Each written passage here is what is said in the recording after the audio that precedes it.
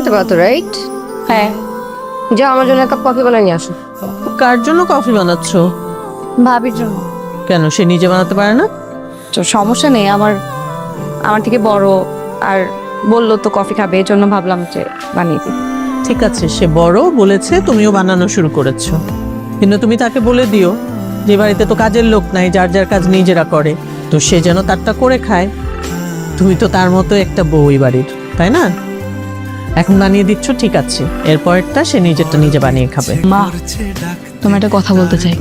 আপু না খুব খারাপ অবস্থা, কথা বলি। আপুর এখানে অনেক কষ্ট হচ্ছে, তুমি প্লিজ আপুকে নিয়ে আসো না। হ্যাঁ, আমি জানতাম তো এমনটাই হবে। আমার পছন্দের ছেলেকে বিয়ে করলে মা সুখে থাকে, রাজ তো ফকিন্নিকে বিয়ে করেছে।